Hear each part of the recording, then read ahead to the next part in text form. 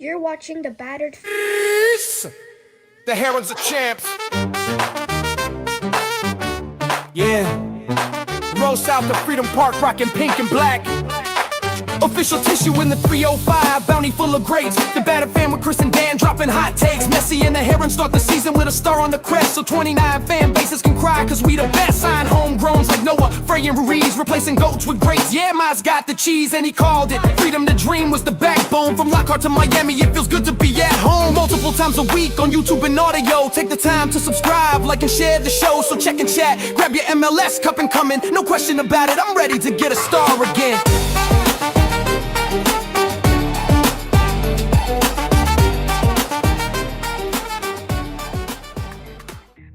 No question about it. I am ready to get hurt again.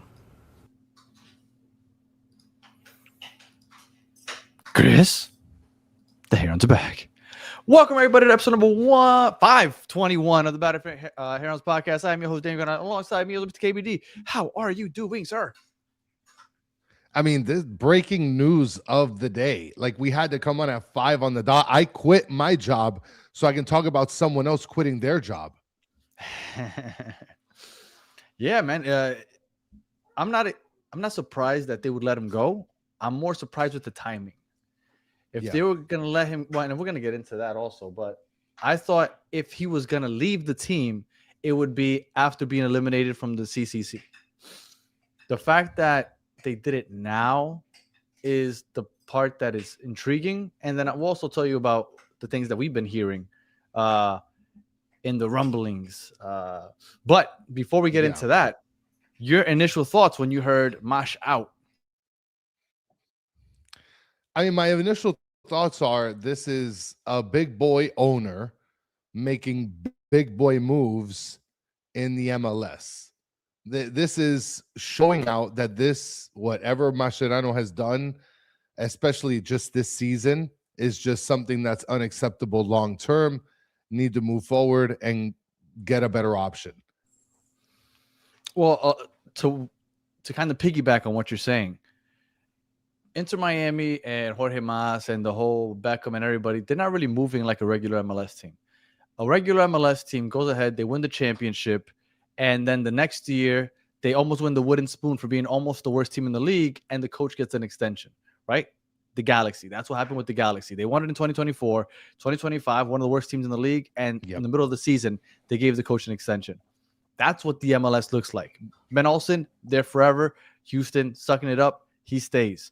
I'm sure I'm forgetting some other ones, but coaches here, they're given a long leash, whereas in Europe, the leash is very short.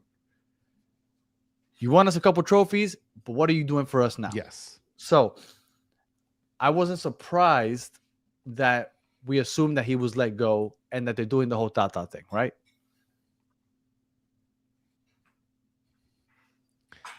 Yeah. Basically, they're saying he's saying that he made the decision to depart from the team for personal reasons. So from one Argentine coach to another, for personal reasons, he's out of here. Which, I mean, look, everybody could look under the, in the underlining and know he got canned. Danny wanted him gone a long time ago. I actually just never wanted him hired. I don't know about that. I know once he got hired, everybody wanted him to kind of hit the bricks before the Club World Cup last year, remember? And I said, there's nobody else to replace him. You got to let him right. And it was a rough run last year. You got eliminated from the CCC. You weren't scoring. You were getting your ass kicked by Minnesota and Chicago. If there was any time to let him go for performance reasons, it was last year. This year, not so much. If you really look at it, the last time Inter Miami since October 4th, they've only lost 2 games since October 4th. And I'll tell you how many games that is. It's 1, 2, 3, 4, 5, 6, 7, 8, 9, 10, 11, 12, 14, 15, 16, 17, 18. In the last 18 games, they've lost twice. That's it. And somewhere in between those 18 games, there was a trophy. The biggest trophy in the MLS. So I don't think this was based off of performance. Well, I do think that at the end of the day, whether he won an MLS trophy or not, you're graded as a manager, as a coach for what you're doing now. Where are we today? Where are we today? Not where were we a couple months ago? And so, for example, like Soccer Daddy's saying here, Inter Miami equals small club mentality. I have to disagree with you, Soccer Yeah, Daddy, I don't agree with that at all. because at the end of the day, there's a lot of MLS teams that hold on to coaches that are failures or that are failing, and they're wasting their time because then they also have no other options. But I want you guys to take a peek at something real quick. Since the CCC, which we blew against Nashville, we won a game against NYCFC, and then we tied two, which happened to be the two for the home opener in Miami. Those, in my opinion, tell a lot of the story. You blew it in the biggest tournament that Inter Miami was looking forward to playing and winning. The coaching, not only the coaching staff, but the ownership put that as tier number one, and you didn't meet the requirement or what was, the I guess what was expected. You failed. I don't think he was fired. If he was going to get fired, it would have happened a couple weeks ago after the CCC. What I think, and this is me just playing a movie in my head. If there was a performance issue, it would have been last year before the Club World Cup.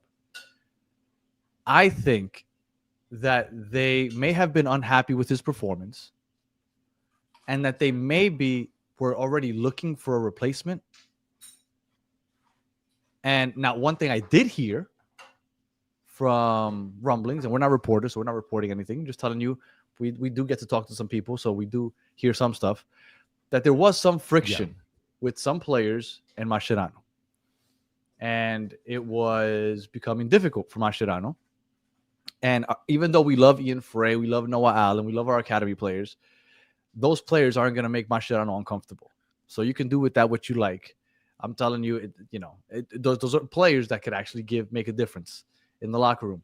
And I was hearing that there might have been some friction there. So I would assume that if there's friction there, and then maybe he hears or gets an inkling like maybe they're trying to figure out who can come to replace him, why not beat you out the door instead of, you ever seen those comedy shows, those movies? Oh, I'm not fired because I quit, one of those things. Exactly. Maybe he just beat them to the punch. So maybe it is true. Maybe he did decide to walk away because he's like, you know what? I'm going to end up getting fired anyway. I see the writing on the wall. I'm already having some beef with some certain players on the team. You know what? I don't need this.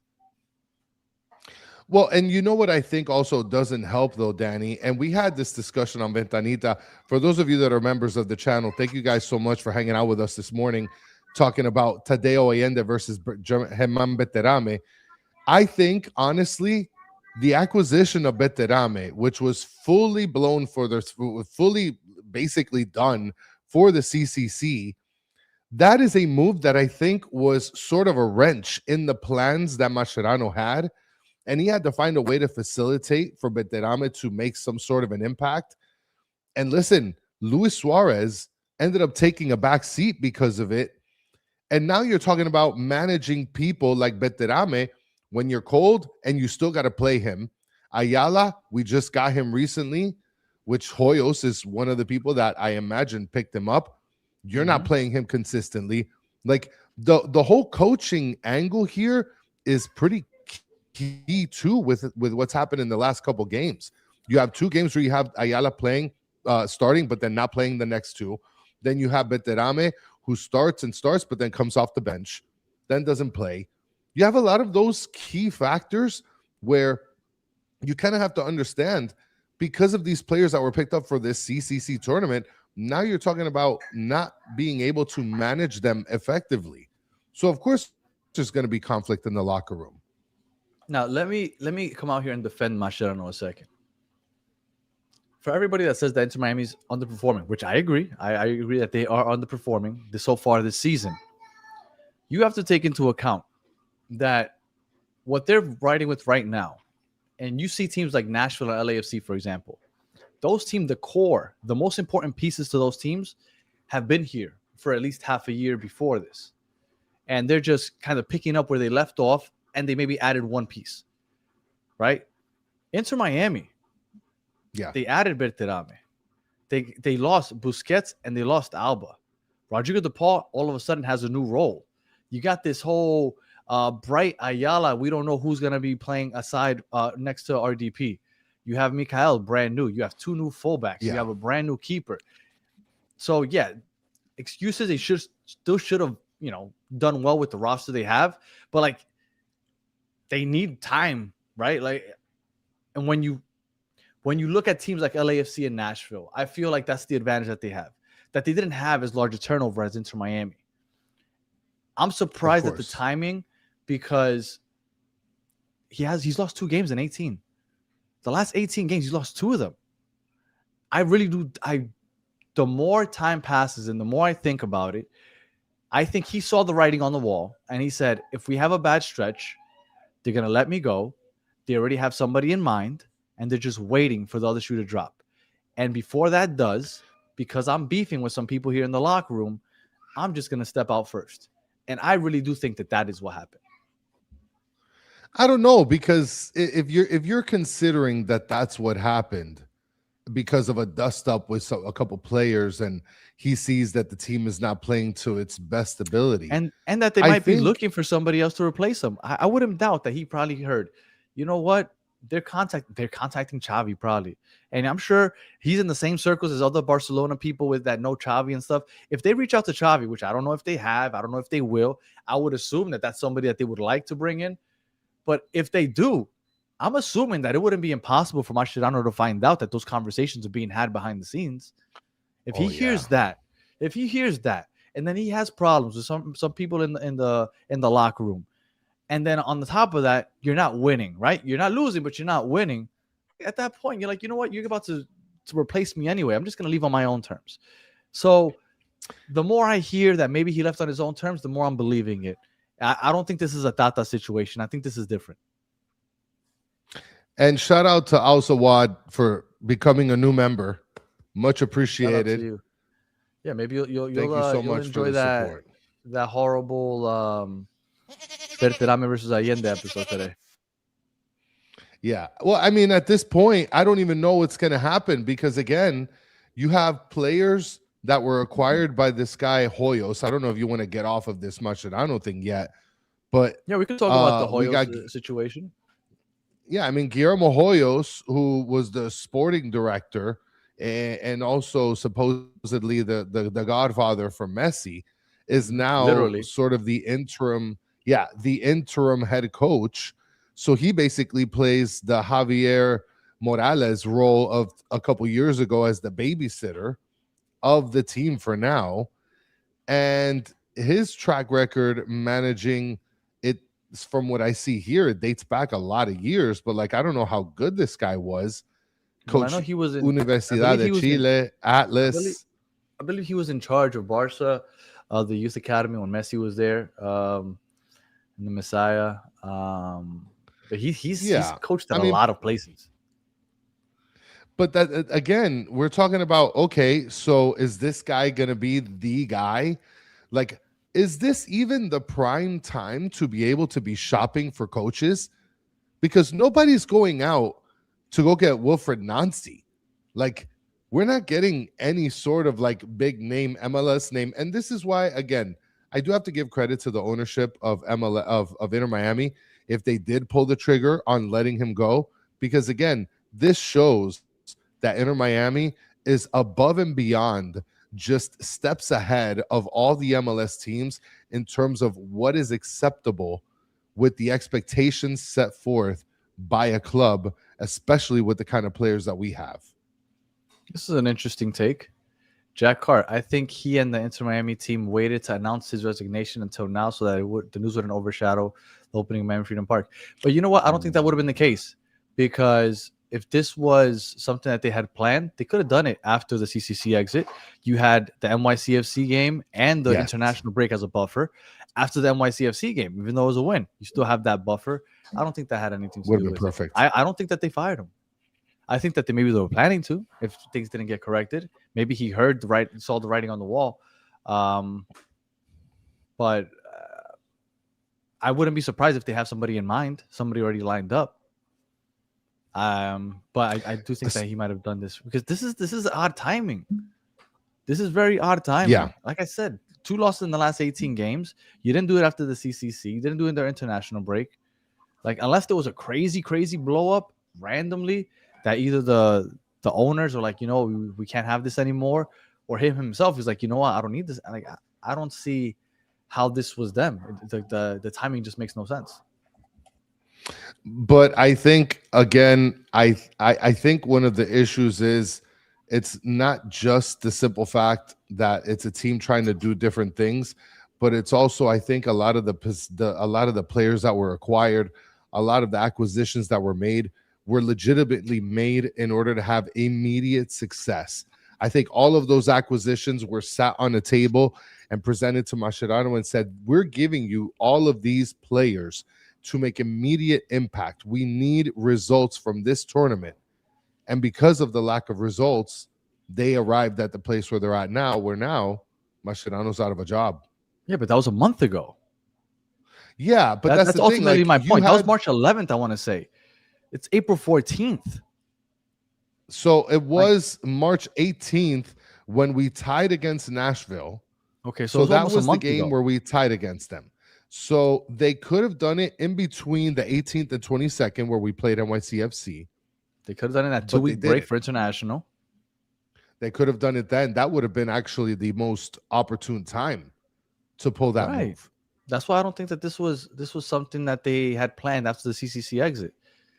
I do think that after the CCC exit, I do think that they started looking around. They started asking around. They started talking to people, seeing if people are interested, and then waiting.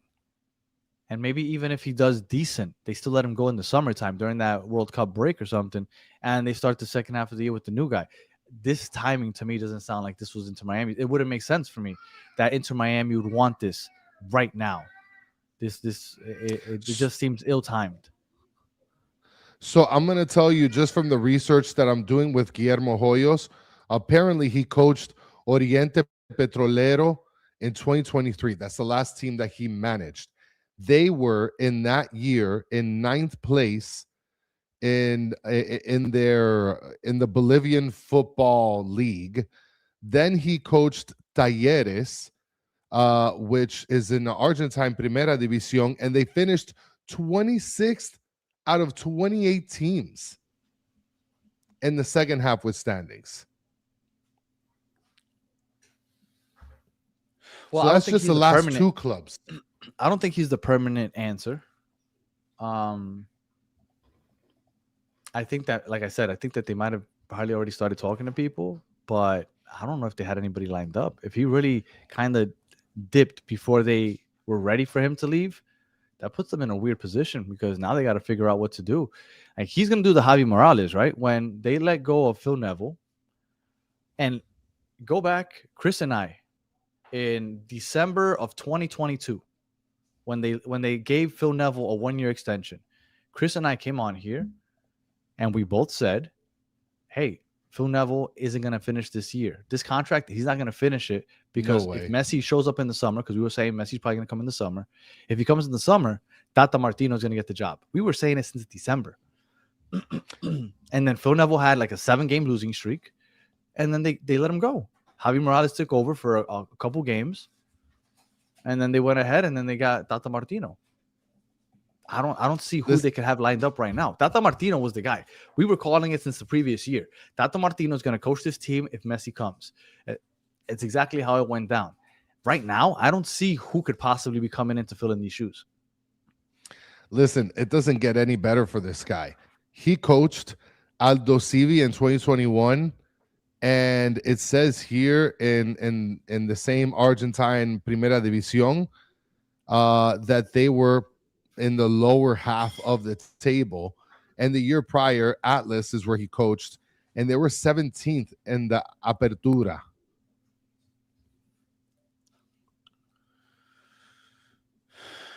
I mean, this is not looking good for him. No, I don't. I mean, he has club experience, but Right, but like I'm not too worried about what he's going to do as a manager. I don't expect him to be our manager of the future. I think he's just going to babysit the team. If he was really the one responsible for bringing some of these players in, I think he's going to give those players a chance to play. So get ready for your Muras and for your Ayalas and for Bright. Oh my gosh. And for Bright on the bench this weekend. Get ready for Ian Frey on the bench this weekend. Noah Allen on the bench this weekend. But who else we got? This is why this could possibly be a disaster. Like, without a doubt. Frey has outplayed Mura for that position. Clearly. Bright has outplayed Ayala for that position. Clearly. Well, I'm hoping I'm like wrong. You're talking about playing. But this guy is the one that brought them in. Yes or no? If he is well, the person we figured was making those moves, right? That's what I saw. Yes. Right. Yes, so if he's the one making those moves and he feels like maybe they'll put in bad positions or Mascherano's just doing a crappy job, well, let me go in there. Let me give these guys an opportunity and I'll help them succeed. Berterame is going to start. His big investment, his DP investment, he's going to start. Well, I mean, it's not going to work out well for Lucho Suarez or for the people that have actually been performing. I don't know. Yannick Bright, Ian Frey. I mean, who knows? I mean, Silvetti might actually sit back as well. I mean, look, we got to see in the next couple games. And we have Colorado who just put 6 up against their last opponent, against the Dynamo. And this is going to be the popular name that you're going to keep seeing over and over again because of the connection to Messi and friends. Yeah. Who's Xavi closer to? Do you think Xavi's closer to Messi or do you think he's closer to Jordi Alba and Busquets? Because that makes a difference. Jordi Alba and Busquets ran out of here.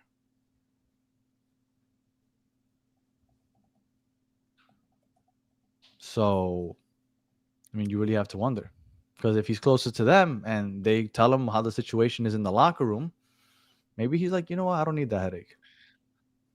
I also want to mention that Guillermo Hoyos helped manage a team called the Jacksonville Armada in the NASL, and they were 11th in the NASL standings.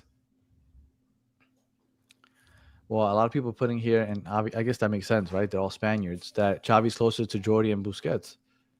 And if that's the case, then he's been talking to Jordi Alba and Busquets lately, and, and whatever they're saying can't be great.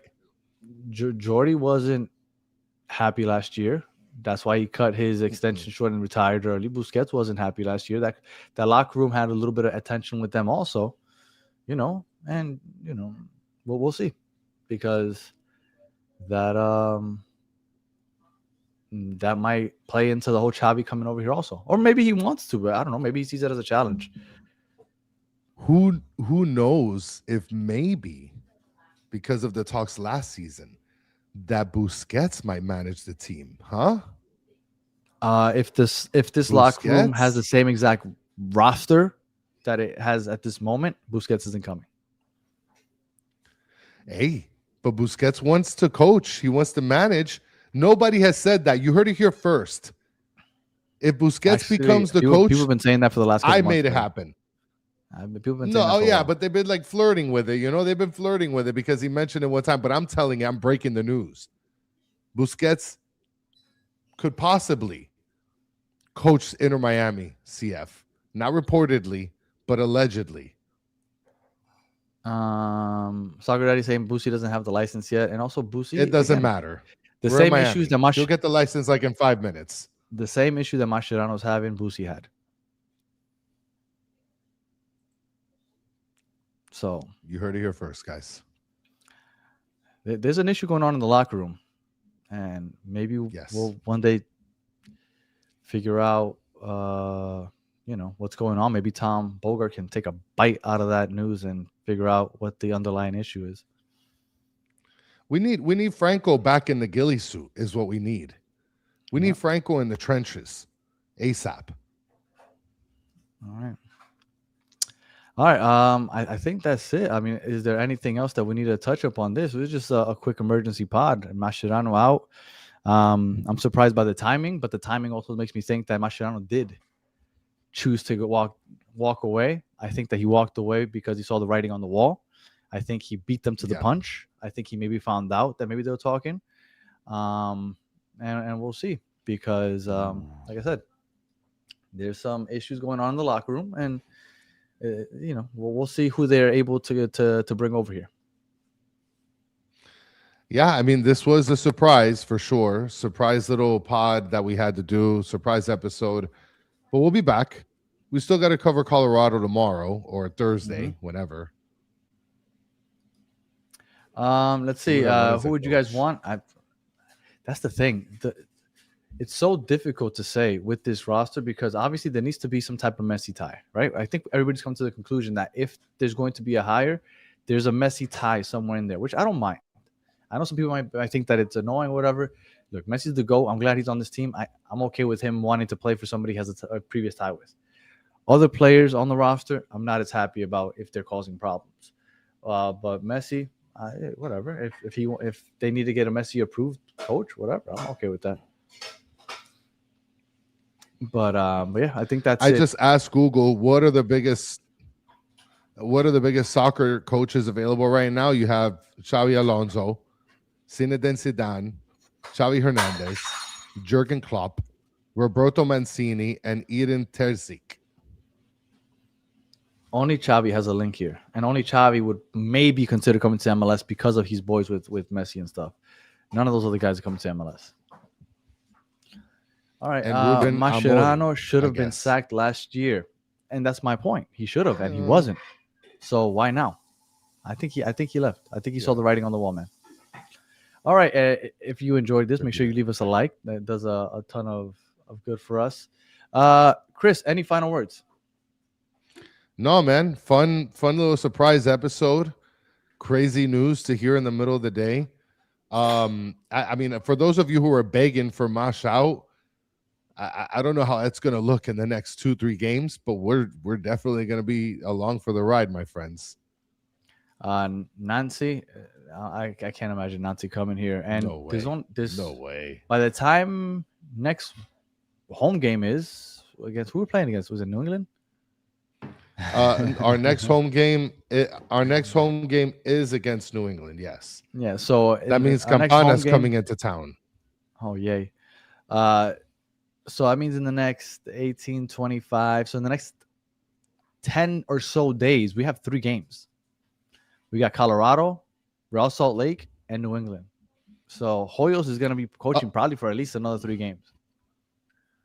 Well, apparently Hoyos was leading the practice today. There you go. Yeah, that's going to be interesting. All right. If you're listening on audio, we appreciate you listening to the end. Please leave 5 stars in a comment. If you're watching on YouTube, like and subscribe. And we'll be back tomorrow to preview the Colorado game. And yeah, man, we'll probably talk a little bit more about this to start the show tomorrow. But yeah, that's about it. It's a wrap. Mascherano brought us our first MLS Cup, and he's out. But look, don't tell me Inter Miami's moving like other MLS teams. You win the MLS Cup and you're out 4 months later. No, even though Big boy moves. I do believe that it was his decision, but not because he just felt like it. I think he saw the writing on the wall and he decided to beat Inter Miami to the punch. All right, we appreciate everybody hanging out with us live, and until the next one, have a good one.